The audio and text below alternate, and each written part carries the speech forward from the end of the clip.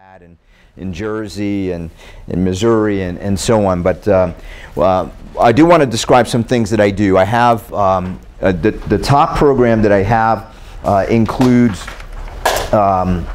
doing some one-on-one training. So there's 7 one-on-one teleconference training sessions. So what we do is I'll call you at a certain determined time, and I work with you over about 7 or 8 weeks, taking the steps through, making sure your systems are strong. So that's one of the things that we've done.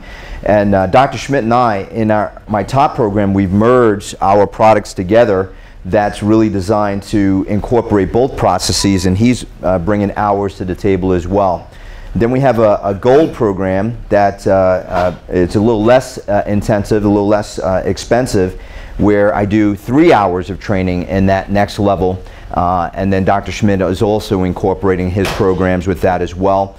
And then we have the lowest product that we have on that, on the silver, is where I have an online portal. And the online portal is something that we built where you can go in at your own time, your own pace, and we have multiple modules.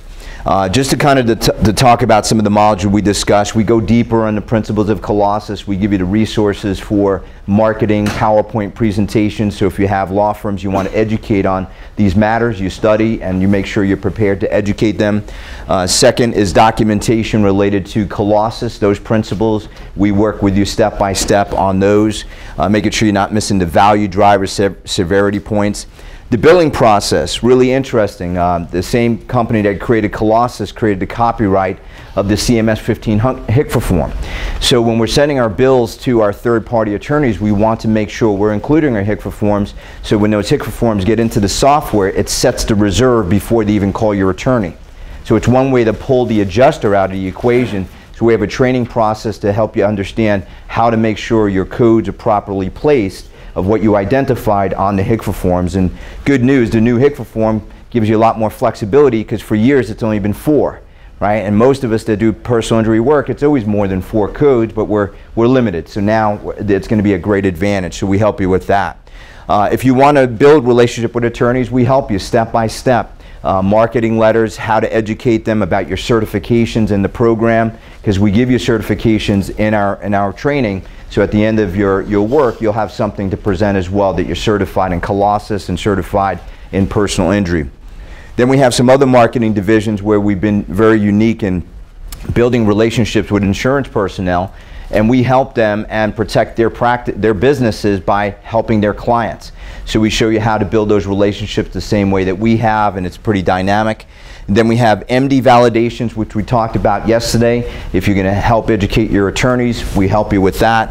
And then MD marketing, because obviously many of them don't really want to treat PI, nor are they very good at it. So pretty unique. Imaging, this is massive, and I'll get into imaging today a bit, but my estimation of the offices that I've worked with, 500 offices and the ones that I've owned, is that more than 50% of MRIs come back misread and misinterpreted. I mean, this is a big problem.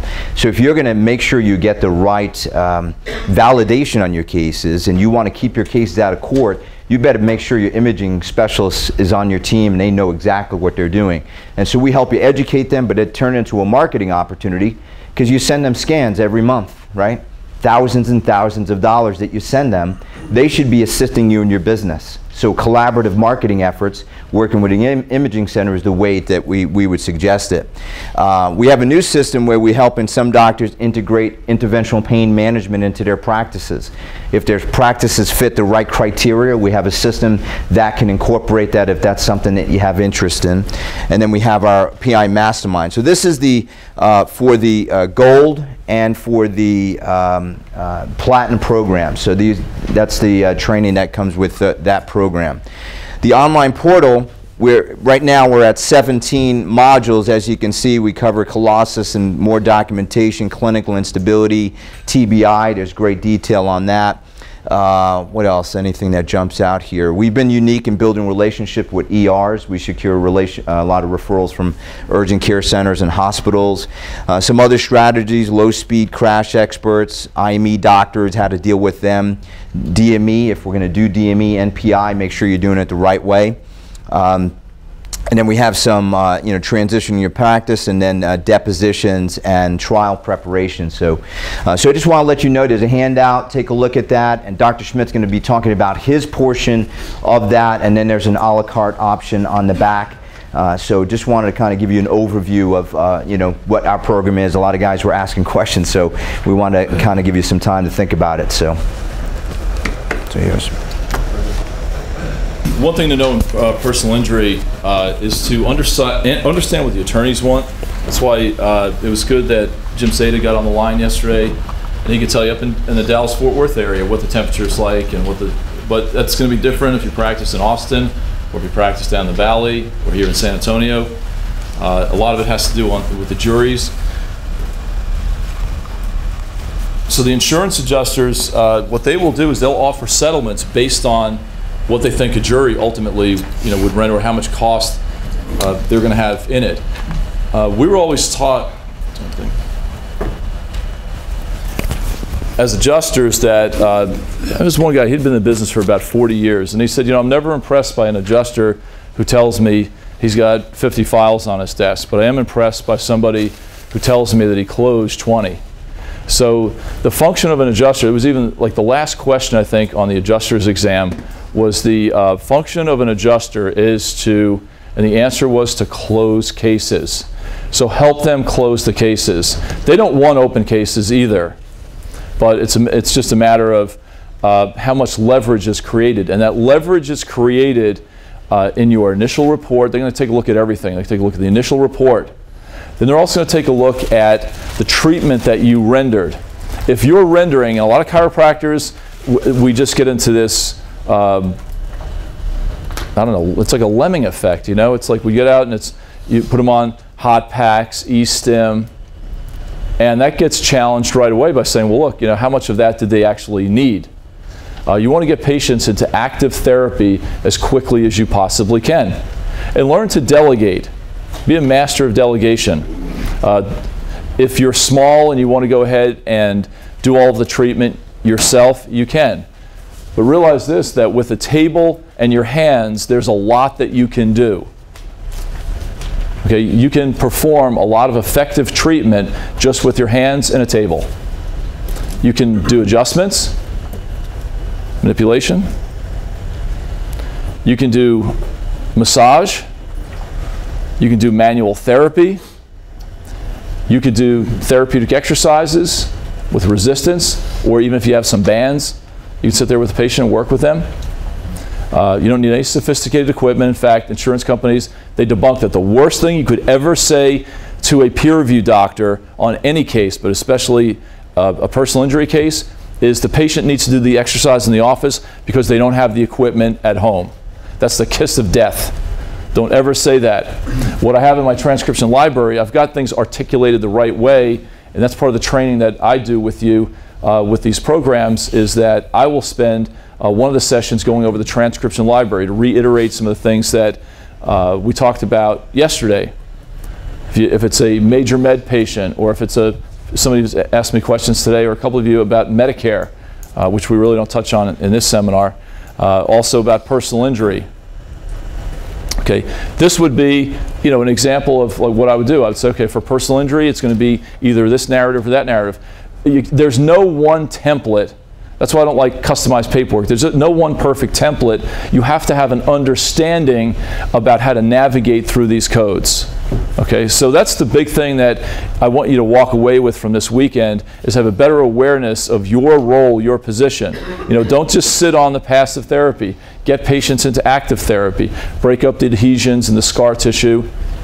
The reason that you're going to tell insurance companies, by the way, the peer review doctors, to touch back on that, why you're going to keep them in the office, has nothing to do with the equipment. It has to do with the fact that the patient cannot complete the prescribed exercises without assistance. And you have to find some comorbidity. It could be pain, it could be a disc, it could be a torn rotator cuff, it could be the fact that the patient is overweight or deconditioned, that they have diabetes. All right, so your goal is to try to get the patient onto home care exercise, but you're going to take one session to see if they can do those exercises without assistance. Anybody ever take a yoga class? There's no weights, just your own body weight. And you know how much effort, if you've ever tried to do one of those classes, it's not so easy just to do these basic movements. And sometimes you think you're doing something right, and an instructor will just come by and just go ahead and raise your leg up. Or you have them do multiple repetitions, and they fatigue. Maybe they can do it once, but they can't do it 10 to 15 times, at least 10 to 12 times. Maybe that last, 6, 5, whatever it is, repetitions, that's where they need your assistance. That's the one-on-one. All right, so you want to get them to active treatment as quickly as possible. Now, can you train a staff member to do that here in Texas? Yes, you can, and now you know that. All right. Do you need to be on the premises all the time? No. So again, like I pointed out at the end of yesterday, you know a lot more than you think you know, but you've got a lot of pieces all over the place. But if I was, if you got challenged, say the way that I did, and they said you didn't spend the required amount of time when you build out a 99213, what would you say? Time's not a factor. Yeah, time's not a key factor. All right. And be careful, these little triggers, if a patient comes in, they're a cash patient, and you see them for a car accident, it's not a 9920 whatever if you've seen them within 3 years. These are like little tripwires. And they'll use that against you to build up some fraud case against you. So you want to take fraud off the table. So the way that you do that is by coding things accurately and by documenting things correctly. And EHR in today's day and age, some of you are getting too lazy with EHR. Again, that's why, and that's electronic health records, by the way. You're relying too much on the software. EHR is good to set up a structure for your documentation. But I've looked at some EHR systems. Because of what I do, I've had several EHR companies contact me and say, would you promote our software? And all of them that I've looked at have serious deficiencies in some capacity. A lot of times with regard to Medicare, they don't have the required Medicare documentation. Medicare, just so you know, anybody a Medicare provider, just raise your hand if you are, so I'll just talk to you for a second. There's quite a few of you. Medicare has a unique history that you have to take. It is not the same as what you would take right here. Okay? Now, some of it is similar, but a lot of it is not. Medicare requires that you ask about medications. And how many people on Medicare do you think take some medications, like blood thinners? If you ever look at their arms, I say to my dad, he's 74, you just see a little blotching. That's some bleeding disorders. If they have AS, you can't even adjust them. Medicare says you can't touch them. But if they take bleeding, if they have blood thinners, they take blood thinners, they have bleeding disorders, things like that, osteoporosis, you have to get informed consent from the patient and document that in the record. So if you get audited by Medicare and they see that the patient takes blood thinners, but you did not get informed consent, they're going to want all the money back for all the manipulations. Okay, that's how Medicare plays that game.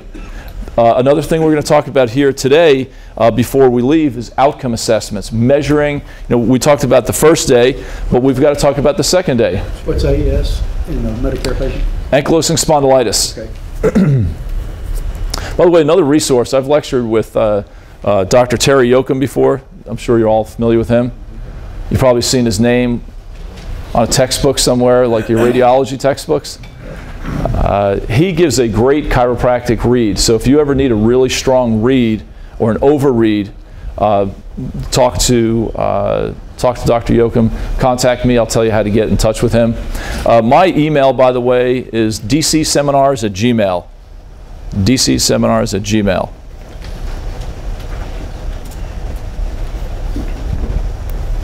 So today what we want to do is kind of remember I said yesterday, the individual parts and put the engine back together. I know that you get hit with a lot of information. If you've been in my coding compliance seminar and we talk about Medicare, you're worn out by the time you get out of there on Sunday. But these are all things that you need to know. And I empathize with you. I understand where you're coming from. That's why over the years I've developed the programs that I developed. The voluntary compliance program, we'll talk about that a little bit here this morning as well. The reason I developed that is because of all the grief that I went through with the federal government from like 99 to 2002. And I was doing research to see how could a provably innocent doctor who was well-intentioned and had no intent to commit fraud, didn't in fact commit fraud, how could you end up getting cornered like that? And it's like Easier than you think. easier than you think. You know, it's like you lock the front door and the back door, but you forgot about the window. And that's what happens. So you've got to really bolt everything down. So I learned a lot through this unique experience that I went through that, trust me, you don't want to have to go through. In personal injury, though, you have to be careful because, again, you've got that fraud factor. You don't know if the patient really was in the car, if they really were injured as much as they say, if they're responding to treatment the way that they should be responding. So one of the forms that I've created, and if you get any of the packages here, the compliance program, I'll go ahead and send that to you. It's something that I'm just finishing up right now, actually with Jim Zeta, the attorney. It's an affidavit that you give to the patient right up front, and you get them to sign off on it. Because if you get challenged, it's the first thing that you want to be able to say is, hey, look, I know there's fraud out there, but that's why we have them sign this affidavit. Now, that doesn't mean that you're an innocent doctor. A fraud doctor could do that too. So the next thing is going to be, well, the government recommends that you have a compliance program. And when I was going through my research about, you know, like I said before, how an innocent person could end up in the situation that I ended up in, I was Googling this, and the first thing I came across was the government's recommendation that you have a voluntary compliance program. Now, under the Patient Protection Act, Obamacare, you Medicare providers are going to be required to have one. They just have not announced the date yet. It will probably be next year. It seems like they're going to let ICD-10 take place, and a year later, it's a mandatory compliance program.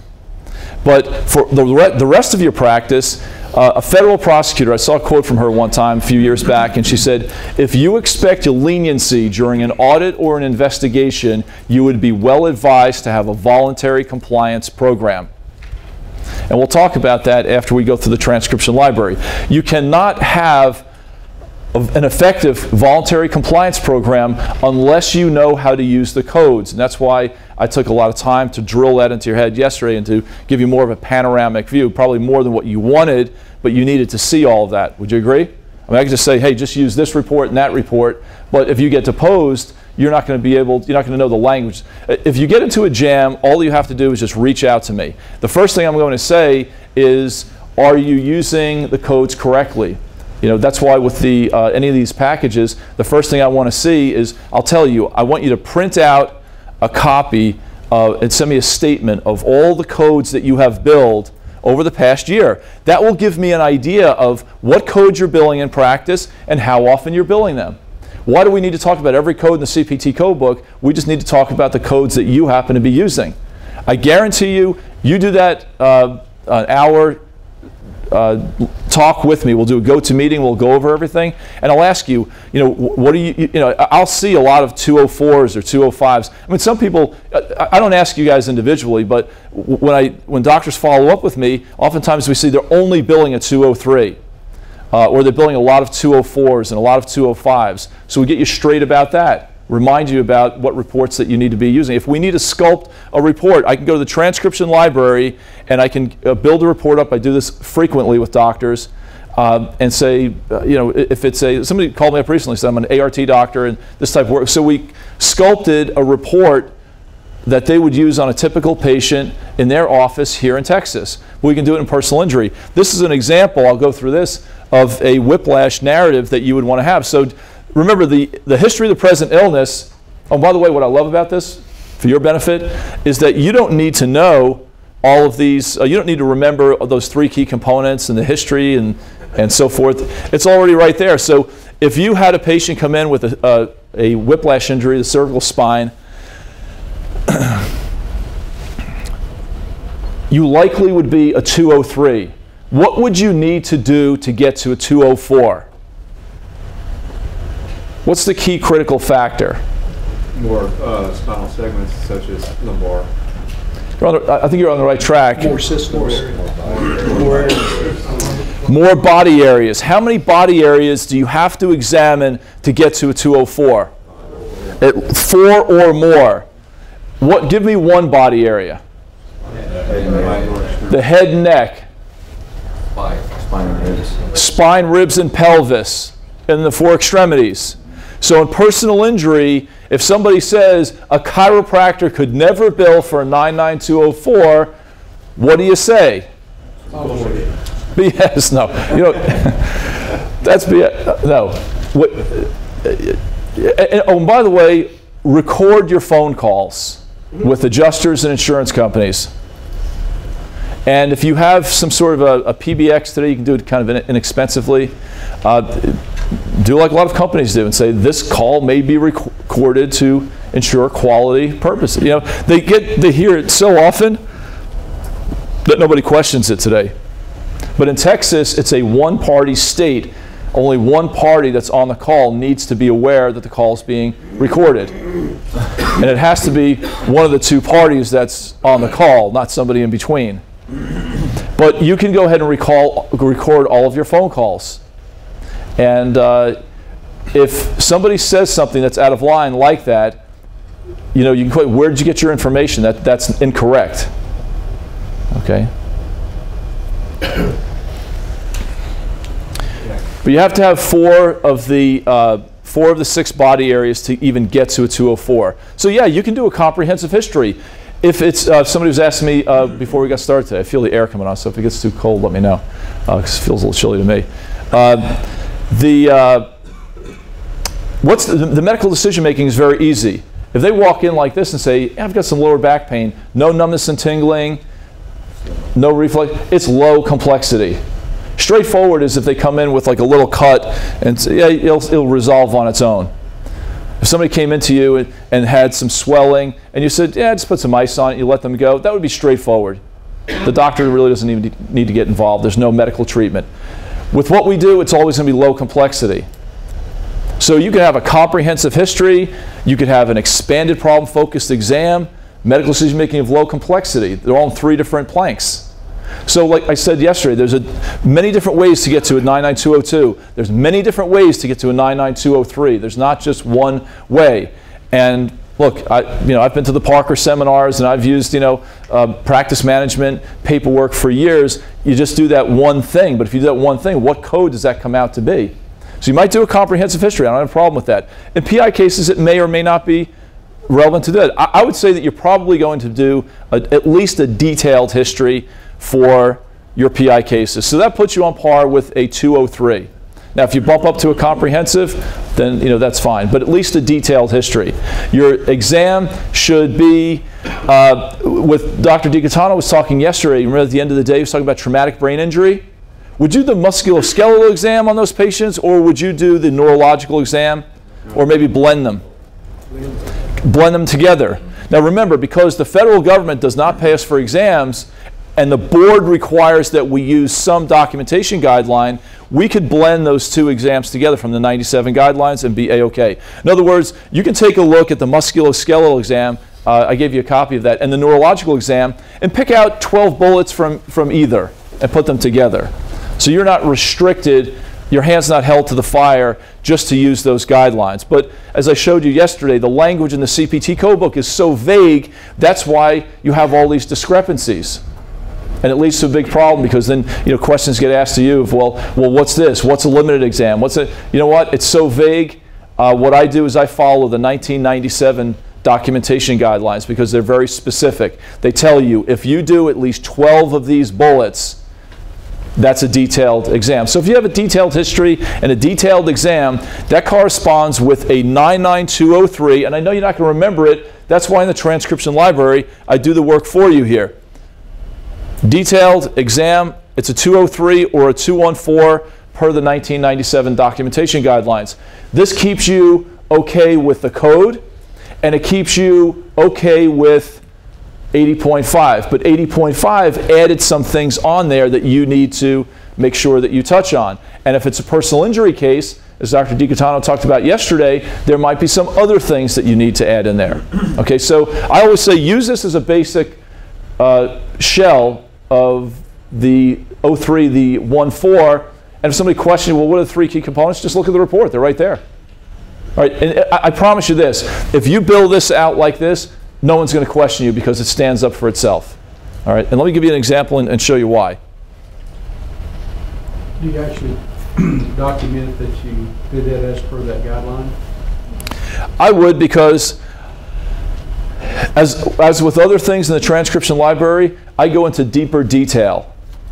This way they don't need to call you, they don't need to audit you. It's all right there. You just always said it's right there. And I'm going to show you this afternoon how we deal with peer review doctors and where you control the conversation. And again, record the call. I had one guy say to me a few years ago, he had 3 days, 72 hours in work comp to get back with a decision on extended care. He calls me 20 minutes before the 72 hours is about to expire. He worked for Liberty Mutual. He didn't practice here. He had a license in Texas, but he didn't practice here. And the patient had been getting treated for about 2 years, but then he had spinal surgery, and this was for, I think, post-spinal surgery, so they needed pre-authorization. He wanted to go back to the first visit when the patient came in 2 years ago. I said, look, I'm not going to talk to you about the first visit. I'll talk to you about from the time he had surgery up until now. And he was trying to control the conversation. I remember he blurted out, he said, I could screw your ass to the wall if I want to. I mean, do you know how good that looks when you transcribe that, when you record that? And when you file a complaint to the board, they don't care about your quibble with an insurance company. The board is there to protect the public, the interest of the public.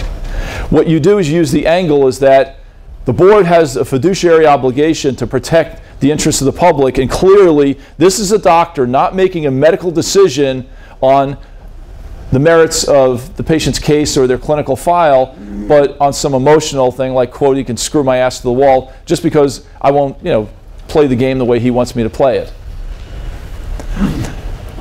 The guy had his license suspended for 4 years. That's what happens. You turn the tables on them. So I'm trying to get you. I know you're not all the way up to the line right now. You might be like, your toe might be touching the line. You step back.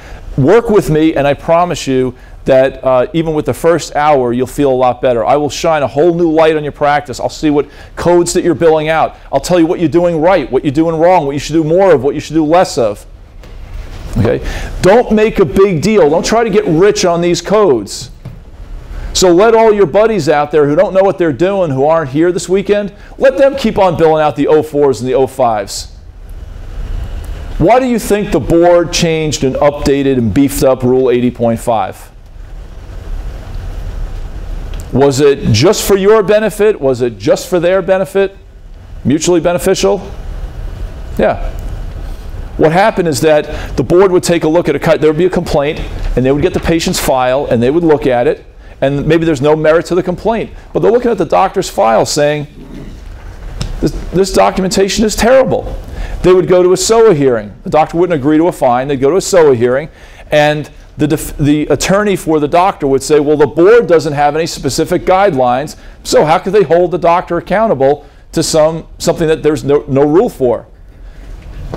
A comment was made that we don't have any teeth, so now the board has teeth. But the good thing is that they're revealing to you exactly what you are required to do.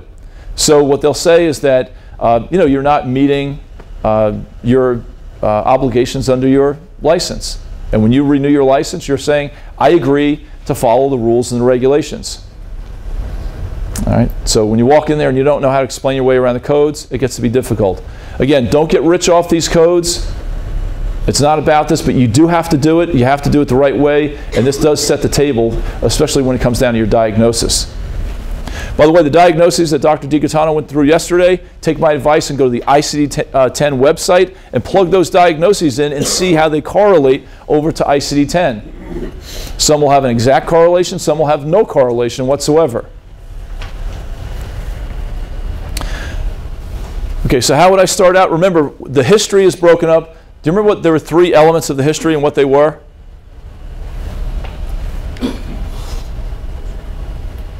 Anybody? Bueller? Bueller?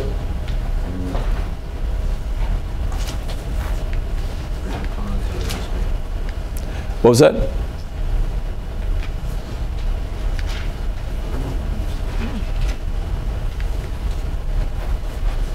Something isn't right here. The history has, that's why you guys need this, because you're not going to walk out of here and know it. And I'm not putting you down. It's the truth, and I don't want to see you get hurt. That's all.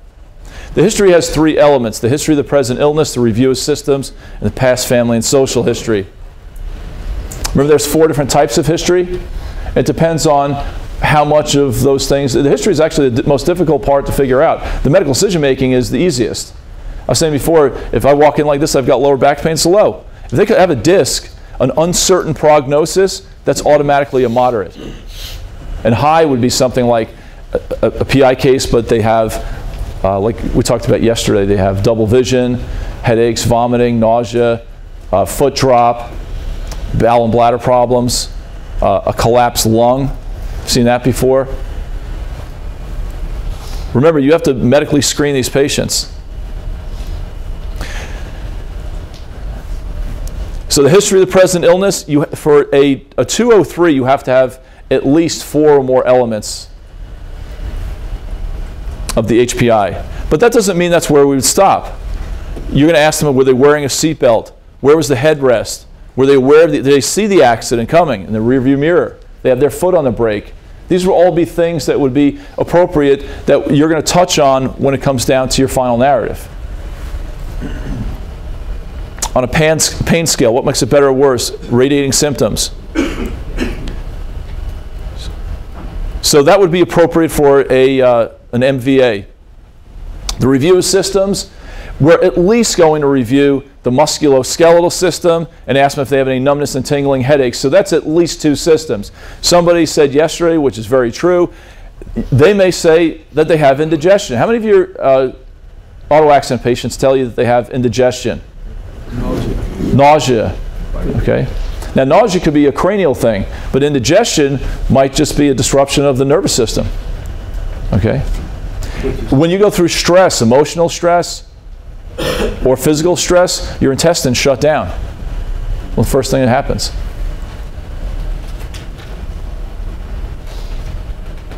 This is what I love about chiropractic, is that we really are neurologists. We just move the bones for the benefit of the nervous system, but we're really neurologists when it comes down to it. That's why, today the TMA is suing the board over this vestibular testing, but they're really going over our right to diagnose neurological conditions. They just want us to be able to diagnose the spine. That was what they were after. Just like they went after the podiatrist and got them restricted just to the foot. Okay, so they don't like us being able to go too far into their territory. It's a turf war is all that it is.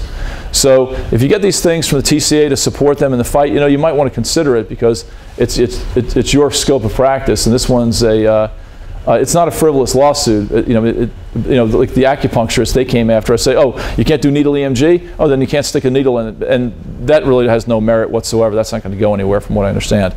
But this thing with keep your eye on the board website. And I would recommend that whatever state that you're in here in Texas, go to the TBCE website at least once a month and find out what's going on. For example, your CE hours, did you realize they're changing those? Okay, the 4 hours, it was like 2 hours in ethics and 1 hour in risk management, and then coding and compliance was like another hour. I think they just made it, I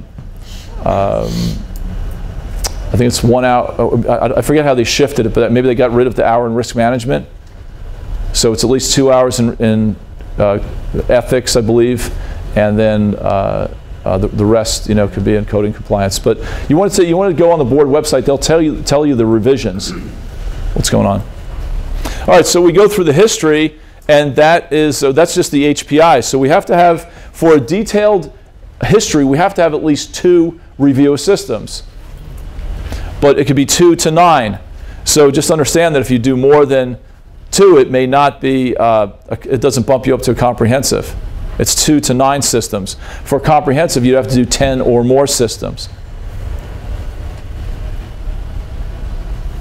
And that's why if we work one-on-one, we can talk about this individually, and I'll get you straightened out on this. But this is a template to keep you on the right path. So we've got 2 systems. The past health history, we would have to ask 1 question about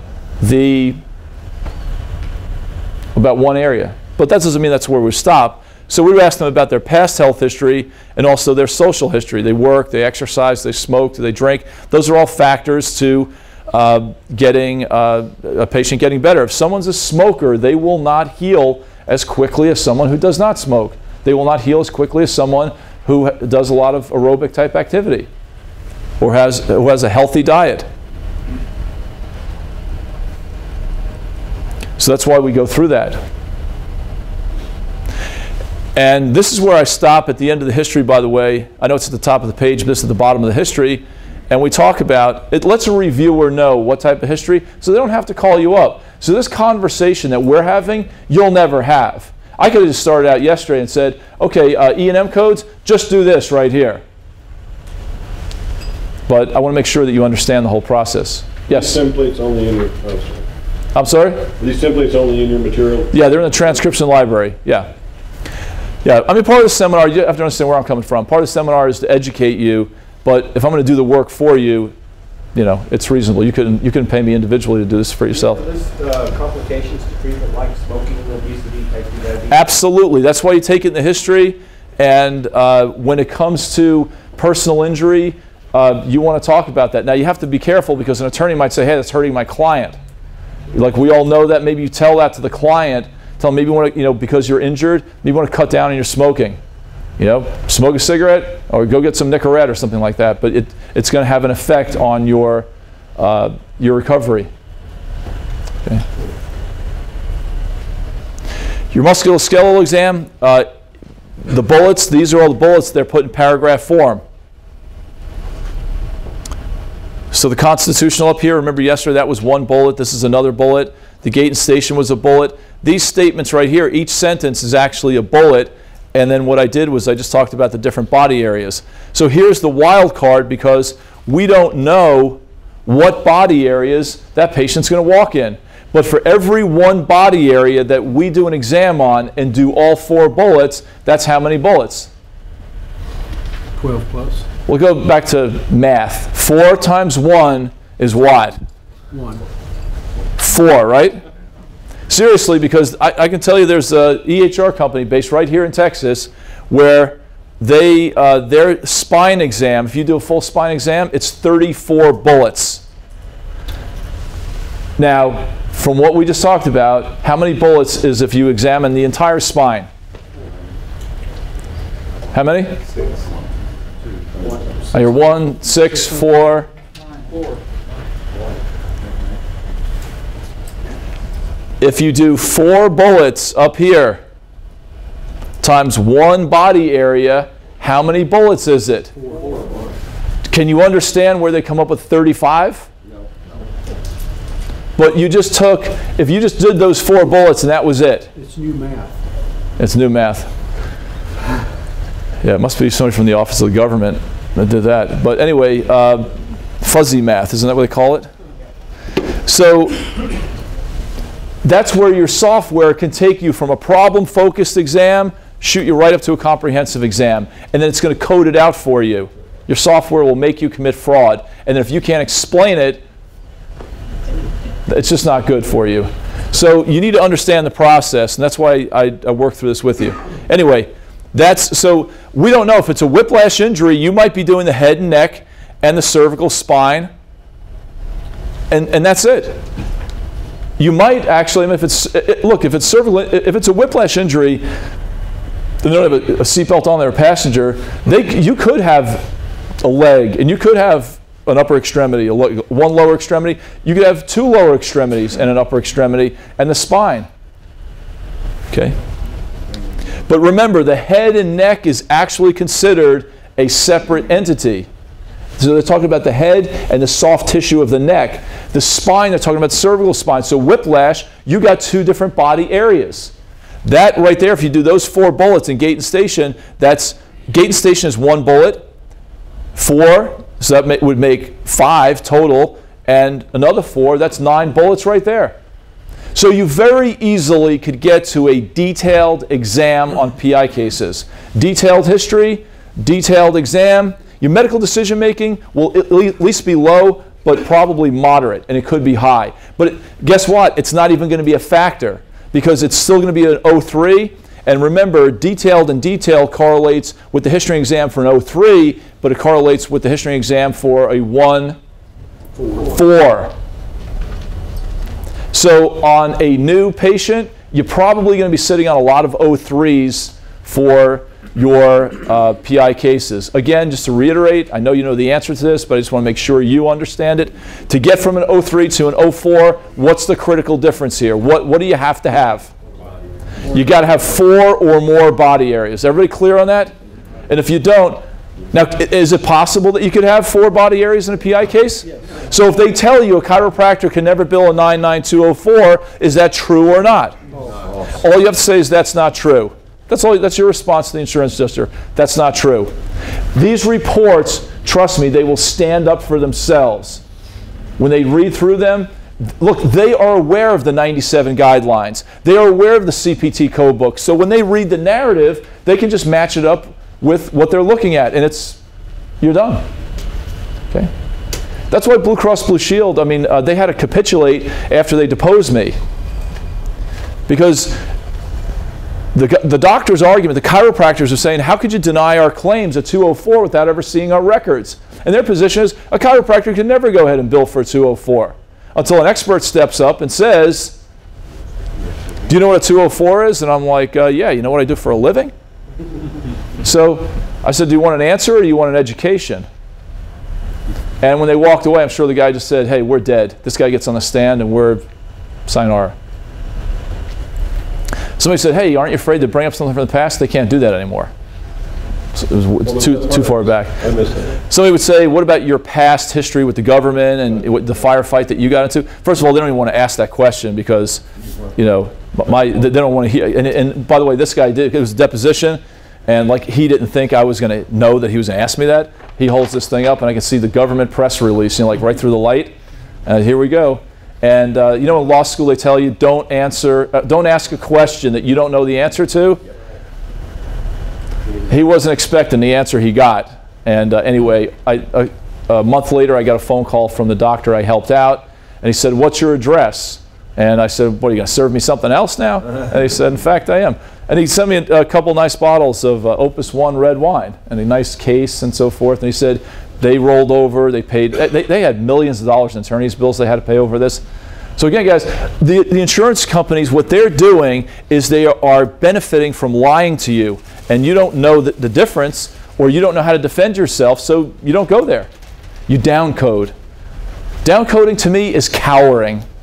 You got that? It's cowering. You don't know what you're doing. You guys feel better about this now? This is the report that you need to have in your hands to master PI. You can stick the key in the door at the end of the night, and you get audited, deposed. You're not hiding behind anything. And you don't have to remember everything we just talked about yesterday. You have the report. It stands for itself. Just look at it. What are the 3 key elements? I hope that you'd be able to look at the report and say, oh yeah, it was the history, the exam, and the medical decision making. And at the bottom of it, I always put what type of history, exam, and medical decision making it actually is. So anyway, that's how we navigate through all that. The bullets, you could have, how do you get 12 bullets? It could be numerous ways how you get there. You clear on that? Okay, now remember, this is the musculoskeletal exam. I'll show you the neurological exam, and either you can do that exclusively or you can blend the two together. But remember, the neurological exam has a little bit of musculoskeletal, and the musculoskeletal exam has a little bit of the neurological in it already. So if you want to add some things, that's fine. If you add an orthopedic test, I'd count that as a bullet. Now, don't go too top heavy. You ever see a chiropractic final narrative? They've got 20 orthopedic tests. These are pain provocative tests. They hurt people. How many did you need to do to determine the diagnosis? I mean, it's torture. Why don't you just waterboard them while you're at it?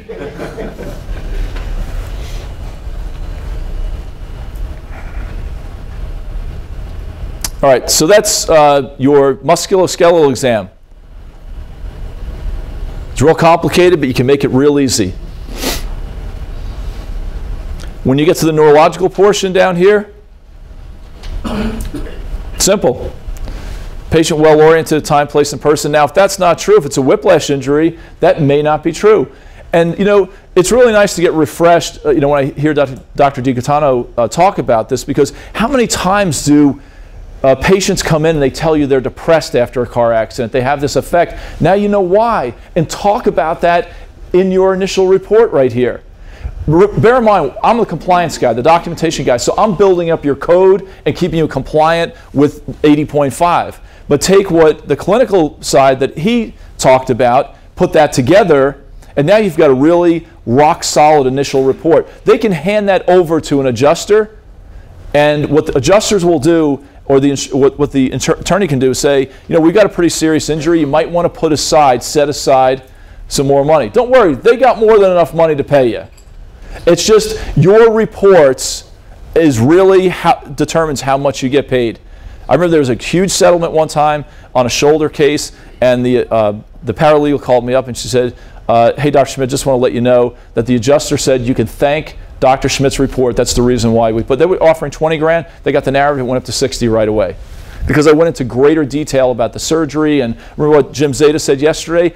Up in Dallas, it's more important, I think it goes across the board, it's more important to talk about future medicals than anything else. But understand, they'll come back with Colossus. Oh, Colossus said this, Colossus said that. So now you know how to beat these guys at their own game. If you do the things we're telling you to do, Colossus will be higher for you, and that's where they say, hey, this case is a higher value case, we need to go ahead and pay it out. Yes? So you mentioned if the patient complains about depression, anxiety, and stuff like that, do you want to diagnose that too at the end then? Remember what I said yesterday? I was in the back and I interjected. Yeah. Your scope of practice here in Texas limits you as what you can diagnose. You don't want to do that. Yeah, I would say I suspect, or the patient reports having X, Y, and Z, and it's a great reason to send them out to somebody else. The board requires, there's another rule that requires you to make appropriate referrals. All right, to work with pain management doctors. You know, when they look at a PI case, look, we're not lying to anybody. We're doing the right thing by the patient. Think if it was your brother, your mother that was going to this doctor, you would want them to do this, right? So get the patient the care that they need. And you guys who practice in the Valley, be careful, because some people, English, your staff, I'm talking about, English is a second language.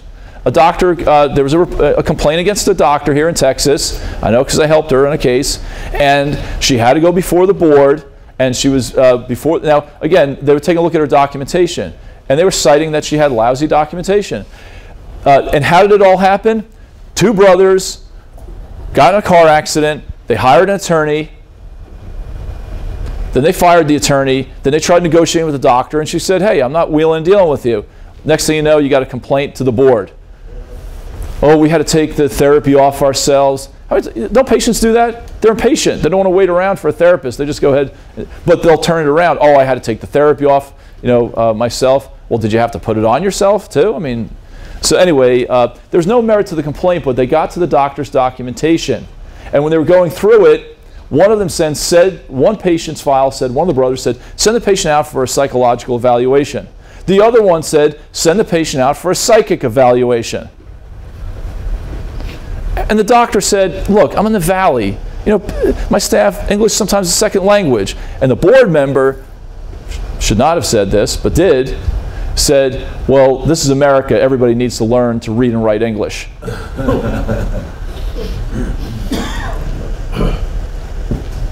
Now that's an allegation. That person's still on the board, by the way. All right.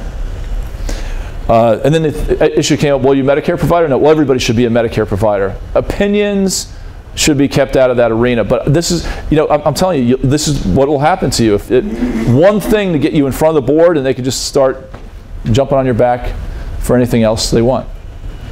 The feds are the same way. And on that board, there's not but a couple of chiropractors. The rest of them are lay people and MDs. So. Well, actually, the majority of the board are chiropractors. The board members are chiropractors. There are lay people to protect the interests of the public. And there's always an attorney from the AG's office that's watching over. Anybody here on the board? No? Anybody here been on the board? Well, guess what? Somebody might be on the board.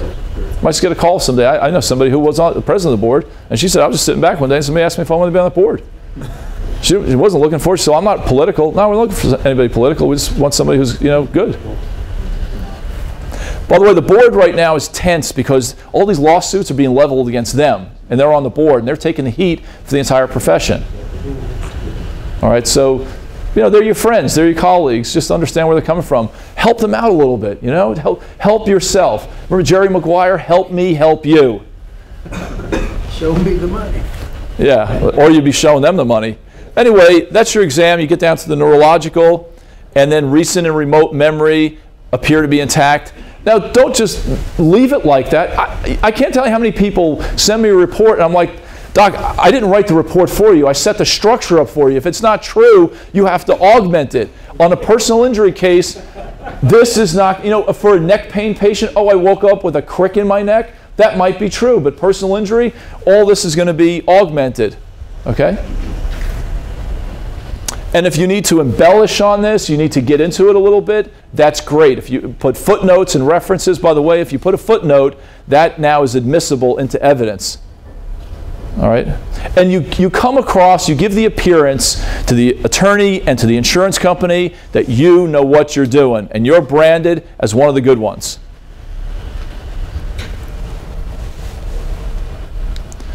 Patient's attention span and memory appear normal. I'm telling you, with MVA cases, this is you're going to be able to get in here and really talk about this. This is not going to be normal for a lot of patients. And it's going to increase, it's going to drive up colossus and all the other factors and increase the dollar value of your case. This is not talked about. I mean, I'm friends with David Singer, but somebody goes to a Singer seminar, and you know what the history is? What type of birth did you have? I don't know. I don't remember it really all that well, to be honest with you. You know, now I'm a chiropractor. I get the question, but you know, you have to cater to the case type that you have. You're a chiropractor. I get it. You're a doctor, but there's different niches that you have in your practice. PI is a niche. Medicare is a niche. You got it? ART, that's a niche. Look at them all as different businesses, if you will, or different niches. So this weekend we're focusing on the PI niche that you have in your practice. So don't ask them those types of questions. What type of birth did you have? Imagine getting deposed about that. My mom told me I was hatched from a stork. I dropped by the stork. Wait, what? We found it.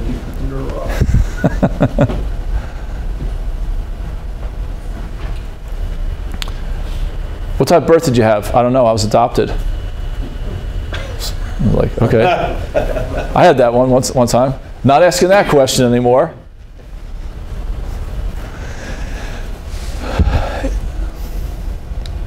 Sensation and deep tendon reflexes. Sensation's a big one, especially at the end of the case. All right.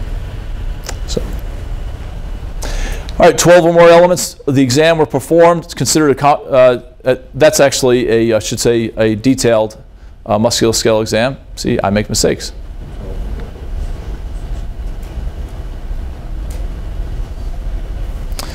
If you take x-rays, I'm sorry? This template you have is for the 203. You have the same template for 204? Yeah. Yeah, this is 56 pages. Not that report, but I mean, to answer your question, I go from a 201 to a 205 on the neurological and the musculoskeletal. Okay, cool. So it's all done for you. If you take x-rays or you read them, you have to mention something about the report. This is a Rule 80.5 thing. Just go into the code, the level of medical decision making. How many times do you ever really see that in a report? But if there's 3 key factors to get to a code, why do we not talk about that third factor? So talk about it right here, low to moderate. So the board 80.5 requires these 2 things right here. Actually, 80.5 requires prognosis in there as well. So again, do the one-on-one thing with me, because I lecture all over the country. So I try to make this as homogeneous as I possibly can. But prognosis is something that we need to add into if we build up a template for you for your MVA. I've also got them here for Medicare. Those of you Medicare providers, I've got the whole Medicare first visit is ripped right there. So it takes all the stress out of it. You don't need any paperwork with the patients, no history, no exam. Just do this right. That's all you have to do. All right, we do too much work. Somebody told us in chiropractic college, you have to do all this work, and we thought when we got out of school, we felt guilt if we didn't. In the beginning, you're going to feel like, I'm doing too little. This isn't just right. I know in 1999, 2000, when I made this radical change in my practice, I felt uncomfortable because I felt like I'm not doing enough work, but you know what? I was doing great stuff. It's all about, getting past this, it's all about outcome assessments, which we'll talk about this afternoon. That's really That's when you get down in the mud and you roll around with the insurance companies. That's really what you want to be talking about, are your outcome assessments. This is just your initial report, your final report. It's got to be coded some way. Yes? Do you have, through the program, since you're touching on bits and pieces of it, since I use DC Power Notes, which I absolutely hate, do you have information in there that I can plug into my DC Power Notes to make them more effective? You just copy and paste this. It's all in Word. That's why I created it. So I don't care what EHR you use. If you can create a template, all you have to do is copy and paste this, and we can do that on one of the go-to meetings. Just pull up your EHR, and I can give you the controls, and then I'll just tell you, here's an example of, you would take the history, you put detailed history, and you would just go ahead and copy and paste that and plug that right in. So a patient comes in, you click, you hit on it, and you just write it down. Can you see how now you don't have to take that information in the history on paper? Yeah. It's double work is what it is. All right. Treatment plan. You have to have your proposed treatment plan here in Texas as well. You don't need goals by 80.5, but it's not a bad idea to have what they are. And the time. Again, we're just letting somebody know that we did keep an eye on time, and that was not a factor. Now, if time was a factor, in PI cases, it's certainly, let me say this, if time is going to be an overriding factor, it's going to be on a PI case. It won't be on any other case type, unless it's a disc. But for if you're going to have time as an overriding factor, it's going to be on a PI case. Yes? What about signatures on histories and outcome? No, I'm not talking about yours, I'm talking about like for the patient or anything like that. How necessary is that? Yeah, it's not really necessary. If you, the expert, can attest that the patient filled that out, but it's not a bad idea to have it. By the way, with time therapies, this time in, time out, that doesn't mean they did anything. Okay, you want to talk about the time they actually exercised. What was the pre-time? What was the intro? What was the post? The in and out time, that doesn't make a difference. Now look, if they're in and out in your office in 30 minutes and you bill them for an hour of therapy, yeah, that's a problem. That's a problem. And in these investigations, on PI investigations, they'll follow the patients around and they'll video them. Have you ever gotten a recording? Yeah, it comes up, so let your patients know that they will video you. So be careful. Don't go out lifting up, heavy things. And, when you go to the grocery store, even if you feel like, tell somebody to wheel it out and put it in your car for you. If you're going to take groceries out, go in your garage, close the door, and then take them out. But just always think that somebody's watching over you all the time. Yes? But couldn't you put that under their duties of duress where they have to suffer through these daily activities? Absolutely. Through the pain? If you're going to do that, absolutely. Absolutely. Okay. So that's an example of a... Here, for those, I'm just going to be gratuitous here. Those of you who are Medicare providers, this is what the sample Medicare would look like. And I just want to show you the difference between the two.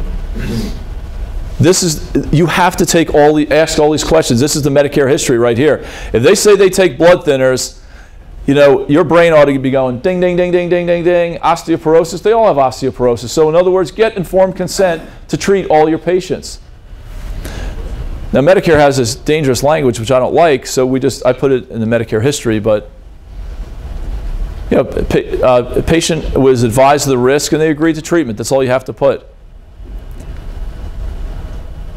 Everyone gets thrown off by this PART exam. All it is a palpation. It's an acronym. It's a palpation exam. And when you're palpating, is there any pain or tenderness? That's the P. The A, the alignment, asymmetry. The R, in range of motion deficiency, and the T is a tissue tone, spasm, bulking up of muscles. Now Medicare, to document subluxation, all they require is you do 2 of the 4 of those components, but one of the 2 has to be the A or the R, a fixation or range of motion loss. You should be able to do that, and you have to do that for every region of the spine that you treat. So if I see 9, 8, 9, 4, 1, 3 to 4 areas, I need to see 3 to 4 exams, areas of the spine that are examined.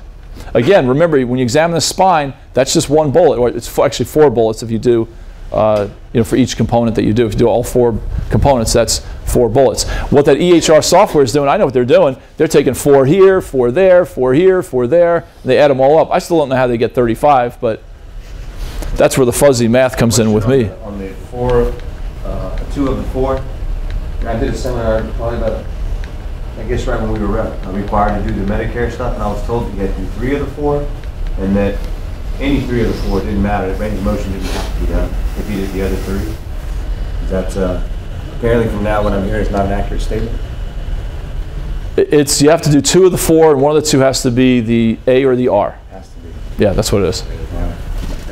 And that, you know, everything I say, like you can go to the chiropractic service manual. That's where I got it from, and I read up on it, you know, continually. All right, this is if you wanted to go with the neurological route. And bear in mind, you can blend these. The history is going to be the same. When we go through the exam, it looks the same, but look at the musculoskeletal exam and the neurological. This is why I like using the neurological exam, because you don't have the weight of that musculoskeletal exam. And that's a lot to do in there. When you really break it down, it's not. You'll do a lot of it anyway, but you're not required to here. So if somebody says, what will happen, in fact, if you look at Rule 80.5 in the ACA guideline to doing this, they show the ambiguity of the CPT code book, and they only show the musculoskeletal exam and the 97 guidelines. And to me, that's wrong, because what did I say before? We're primarily what kind of doctors? Neurological doctors. The neurological exam has a musculoskeletal component. So if somebody says, well, that's not a 99204, you know, well, how'd you figure? Well, you didn't do the musculoskeletal exam. No, I did the neurological exam. That's why we want to point out what type of an exam that we do. Remember I was deposed, what's a 204? When it comes to the exam, for chiropractors, we would either do a musculoskeletal or a neurological exam. I was in Austin a few years ago, and this guy is dangerous because this guy works for the government. I found that out later.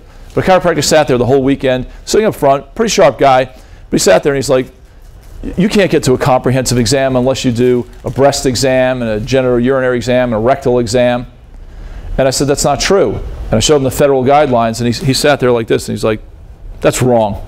You know, you wonder who your peer review guys are? They don't know this stuff. So when you know this, trust me, as you get sharper and sharper with this, you're going to really get over on these guys. And they'll back off. They'll leave you alone. When they know that you know what you're talking about, they'll leave you alone. So again, I could have justifiably started out yesterday saying, hey, in PI, just do this exam and that exam, and that's it. We could have made it a 5-minute discussion. But you really need the education, because you're going to need the weapons. You know, you don't just need the gun, but you need the bullets too. Because you are going to get challenged in PI cases. So the neurological exam, it looks different. You know, this is the same bullet. That's the same bullet. But this change, look at the musculoskeletal. The gait and station, assessment of motor function, upper extremity. You know what you need to do for the musculoskeletal exam? Let me have your arm. What's up, brother? All right, resist. There you go, resist. Yeah, I'm done. Now, if I want to do some extra things and add that as a bullet, I can. But I'm not mandated to do it. Neurological, same thing. And then here you get deep sensation. So it went by so fast that you're probably like, whoa, where was it? Now, bear in mind, this is not comprehensive. This is just detailed. But that would be, I'd have 1, 2. In here, there's 3. I think it's 4, 5, 6, 7, 8, 9. We do a one-on-one. What I'll do with you is I'll set this up for you. What I'll do is I'll put a bullet next to each one of these statements. Bullet, bullet, bullet, bullet. This way, it'll help you out in the beginning, and as you get it, you just go back and delete the bullets. It's not going to hurt you or help you either way, but mentally it'll help educate you and make you feel more comfortable. I don't want you to do something just because I told you to do it, because I don't want your response to be, John told me to do it. I want you to say, no, I want you to understand why you did it. You can't blame the guy that lives down by the river. Chris Farley in a van. Anyway, what was the question?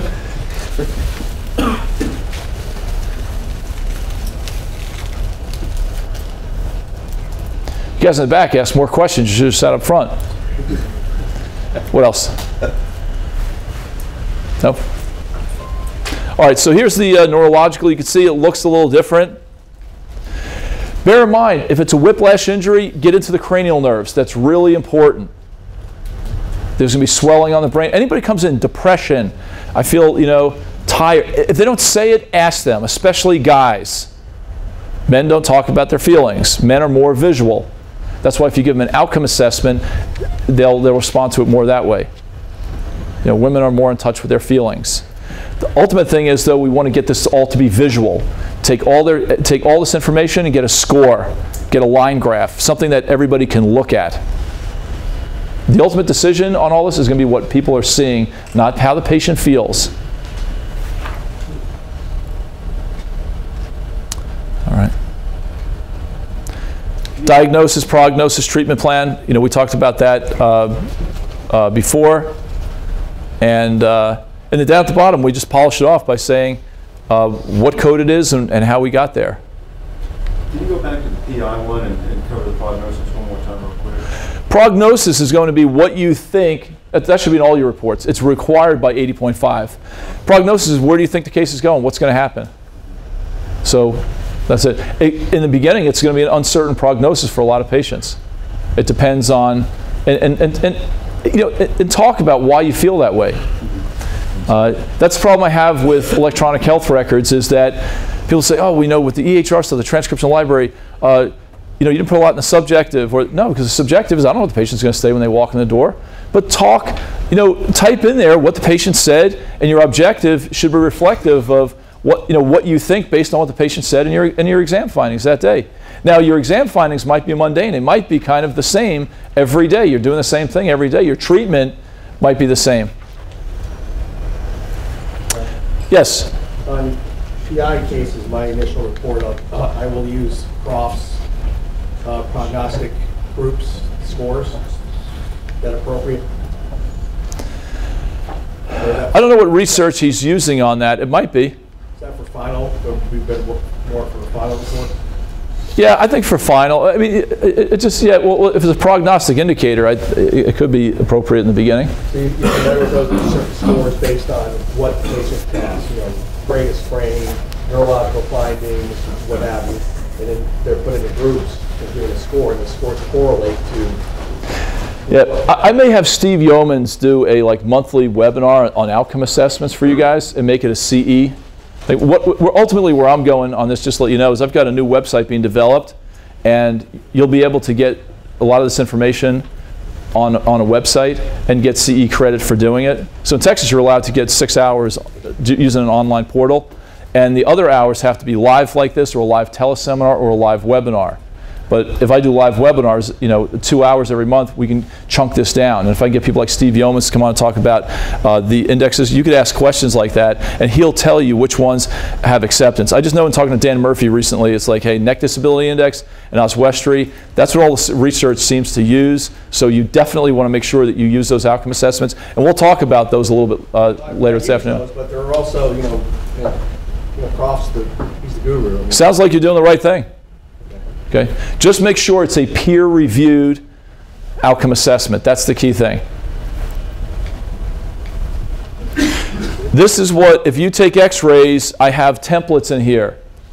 Why are these good? Because it's what Yoakum talks about in his reports. This is what he touches on. So if you want to know, if you read an x-ray, you've got to write up a report. Okay, 80.5 mandates that.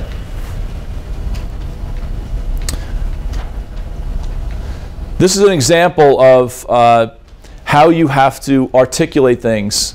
So I go into the services that you provide. By the way, I didn't talk about group therapy yesterday. If you are doing a therapeutic procedure you have one staff member or the doctor working with more than one person simultaneously, all of a sudden now that went from one-on-one to group. And there's only one unit. It is not a timed therapy, so there's only one unit, one price. Or one fee, I should say, for these people. Which part? The went from one to group therapy. If it's more than one patient, 2 or more, it's group.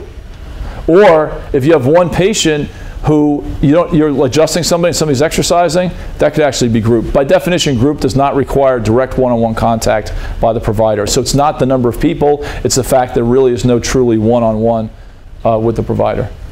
So you can have somebody do the group therapy and then break off and then go do massage or an ultrasound or something, charge. Mm-hmm. Okay. You got it. But this is the way it should be articulated. By the way, massage, somebody brought up yesterday, I'm glad you did, major med, they don't want to pay for it. But in PI, everything is open season. You can bill for everything. That's what I love about PI. So this is a this is not a massage like they go to Massage Envy. This is a massage for medical reasons. They have a medical problem. That's why the diagnosis has to precede the treatment. So make sure that you have spasm in there somewhere, or some myositis, or something, you know, that you can justify. Therapeutic massage. Yes. Because it's a time-based therapy, any time-based therapy, and that's manual therapy, by the way. Let me go back to massage. This thing's kind of squirrely. It likes to jump at its own rate.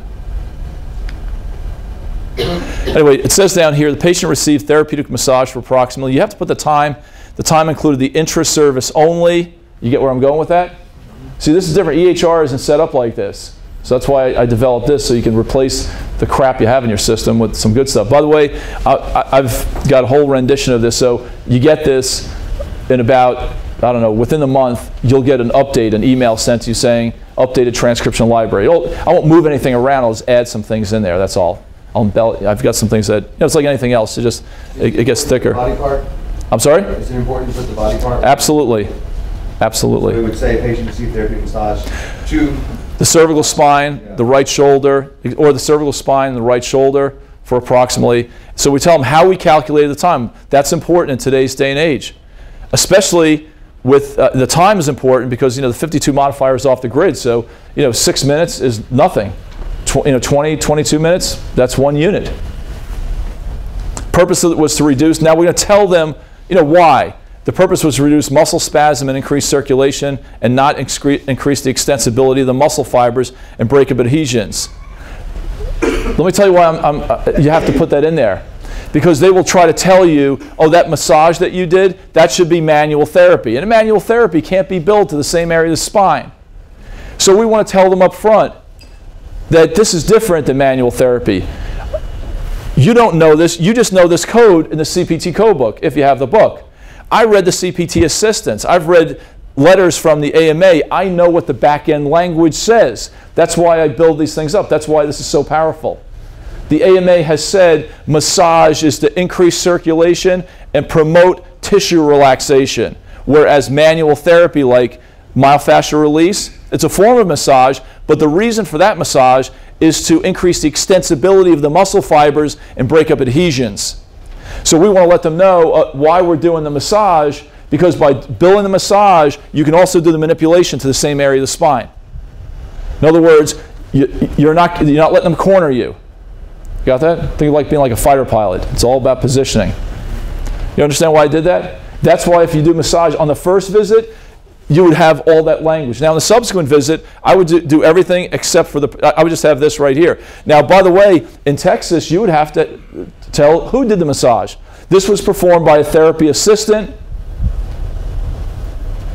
under the supervision, now if you're on site, under the direct personal supervision of the undersigned licensee, or under the supervision of the undersigned licensee. I would put in there, Dr. Schmidt was not on the premises today on site, but he was on call in accordance to Rule 80.1 of the Texas Board of Chiropractic Examiners. Let them go read that and look up what that means. Okay? Trust me, the benefit of me going through the hell with the government is I know how to beat them now. Okay? It's like you lose a chess match and you get better and you get smarter. I've gotten smarter over the years. So, and it's not just about me. I see this pop up with a lot of other people. A guy in Denver called me several years ago, and they wanted $250,000 back because his spine force, he was using spine force. And they said, we think it's a great device, but it's not one-on-one, and it's passive. Now, if you've ever been on a spine force, yeah, when the machine goes up and down, if you just stood there and did nothing, yes, it would be passive. But you're pushing and pulling, and it's about neuromuscular. They have a 510K letter. It's FDA approved for therapeutic exercise, therapeutic procedures. So the doctor, big MMA kind of guys, we've become good friends, he wrote this letter, and he had copies of notes. And I said, no, you don't want to fight that way. I wrote a letter saying, hey, can you just explain your position? Why are you saying it's not one-on-one? Oh, a staff member's just watching the patient while they do it. And I said, we got them right there. So you pull them in and you broadside them. You beat them with the facts. The AMA in the CPT, this is not in the CPT code book, and it should be. You got to get this in a seminar like this. The CPT assistant is where they said one-on-one is verbal, visual, and or actual contact with the patient. Therefore, by their own admissions, Aetna's own admissions, there was one-on-one contact. And as such, the doctor does not owe you $250,000. Having one little piece of information like that is the difference between a $250,000 hickey. And by the way, if they would have sued him, attorney's fees, it just would have gone crazy. All right? You don't want to go to court because then it's going to go to full-blown litigation. And find out from like NCMIC or whoever your malpractice carrier is that if you are falsely charged, I talked to Lou Sportelli about this last year when I lectured at National.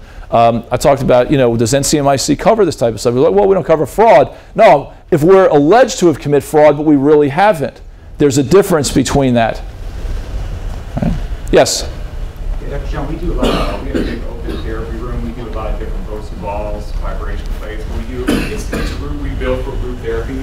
We do suggest every re-exam we change. So we have maybe do vibration plate therapy with some different weighting one day, and then we have the next 12 visits, we may do some one-leg balance training, things like that. When I change my what I would write code? That, maybe not change the code because it's still in a group, you know, it's still going to be in a group. Oh yeah, okay, yeah. My verbiage of what they're going to do at that time, or just keep it kind of baseline. Yeah, you, in addition to this, you should have some sort of a flow chart, or they call them flow charts, or therapy chart of what they're doing and how many. Yeah, I would have that in there too. Yeah, and when I was in practice, I had a full-blown work hardening. We had 25 stations. We just had a description of each station every day. The guy just plugged in how many they did. You know, of course, you have to get in there and you know, talk about how many they did, if the patient, how they responded, and so forth. But yeah, yeah. Let me tell you about EHR. The subjective, that's between you and the patient. But don't be like, the patient feels better today, the patient feels worse today. You know, get in there and talk about what can the patient do differently today than they could do in the past. If the patient tells you, I'm just, I was feeling a little better, but now I'm starting to get depressed again, put that kind of stuff in there. Like, talk to the record. The objective, that's boring. What'd you find? The assessment, is the patient better, worse, the same? That could be boring too. The plan, though, is going to be the treatment that you did and this stuff right here. On a daily visit, that's where every code you bill has to be in the plan. It has to be reflected like this. And by the way, if you do something like aquatherapy, anybody do aquatherapy? It's great. I'm just curious, how do you do it? Tell them to do jumping jacks out in the rain. No, I mean, we spray them down with the garden hose and tell them to, do push-ups. So they go over to the Gold's Gym. They do. Okay. See, this is why you do a one-on-one with me. Because you might be doing everything right, but we're going to talk about it right now because other people might be. And she's going to get a lot out of this, by the way. I don't do it anymore, but... No, you can. There's nothing wrong with doing it. I don't know. That's when I did workers' comp. I went back to just... Okay. But, you can do that. There are people who do aquatherapy over at the Y. Make sure you have a facility registration for the Y. Make sure you have a staff member that goes over there. I took them and stayed with them. Okay, now aquatherapy, I saw a guy get rung up here in Texas over aquatherapy doing what I just said. And they were saying, oh, it's fraud, it's fraud, it's fraud. We want you to sign this plea for fraud. And he brought it to me a seminar. I was, what should I do? And I said, I wouldn't sign that. We talked about it. I said, you know where they have you? It's not one-on-one. It's group. I know they're in the pool. You think it's aquatherapy. But everything else where they said it was off-site, there was no doctor was on the premises. I said, I've been in federal court. I researched all this stuff. It's wrong. Okay, the only thing they have you on, and so he paid them back the difference is all that he ended up having to do. All right, so you could do that. You go to Gold's Gym if you had a facility registration and you had one person working with each individual. Now, if you had patients on machines, but you were one doctor going around, that would all be group therapy, one unit of group therapy. All right. And so that area, you wouldn't bill the 97113, you would bill 97150? Correct. Explain that it is aquatherapy in group. Yeah, exactly. The patient performed aquatherapy, however, it was a group setting, therefore 97150 was billed today. And every code in your EHR, every code you bill, I want a little paragraph. So they can, this code is right here, this code is right here. And again, you do the one-on-one with me, one of the sessions we'll go through and we'll do this. All right? I'm going to take you from a white belt to like a green belt to a brown belt to a black belt through the sessions with me. And if you have a problem, the first thing I'm going to say is, are you doing what I told you to do? And if you say yes, I'm gonna be like Superman. I'm gonna push you out of the way, and I'll be the one who'll step in and defend you. But if you don't, you don't want to see me on their witness list, whoever they are. Okay? You know what I mean? And it's happened before, so unfortunately, yes. So if you have a situation like that where they're on different machines, then you're rotating through the station, if you do 45 minutes, is that 3 units you go for? If it's in a group setting, it's just 1 unit of group therapy. So time's out, it's not going. No, group is one of those, it's the only therapeutic procedure that is not a timed procedure. Okay, and I apologize, I forgot to mention that yesterday. Unit is what you're saying? Just 1 unit. Yeah, not one. Just like the modalities, remember the supervised modalities? And what was the opposite of supervised? Unsupervised. No, I just told you that yesterday. You fell for it twice. That was getting you back for that little snake thing. What was it? Unintended? Constant attendance, there's one-on-one. Supervised just means that you put them on therapy, you walk, somebody's in the building. Yes? So, real quick, on the group therapy, you can have somebody do a group therapy untimed, and then when they're done with that, then have a one-on-one therapeutic exercise with that individual, have 2 separate codes, and that'd be no issue. Yeah, that's why we need to talk about, your individual practices, because I don't know how y'all practice. And we need to talk about these scenarios and say, how do you do this? Or, how, for example, hey, if somebody does go to the gym, which is a great thing to do, there are also guys in federal prison for doing that. Okay? And there's just a little tweak. Every time I see somebody get in trouble, like with me, I didn't do anything wrong. But you got to prove you're innocent. But every time I see somebody, even Ron Halstead spent 12 years in federal prison, there was like one little thing, if he would have told his doctors, he would have been A-OK.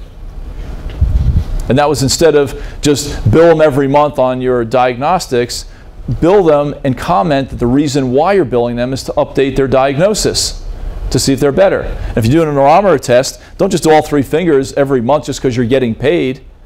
But if on the first test, we would do them on whiplash patients or neuropathies, and we would see that there was a diminishing. But when we treated the patients, maybe we'd see what one of the nerves was actually normal.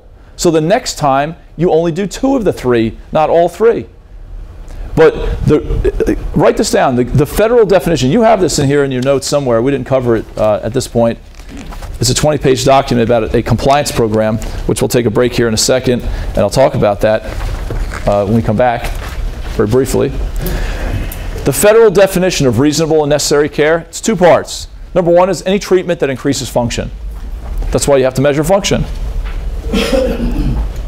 That's why Medicare, the AT modifier, it means we're trying to increase function.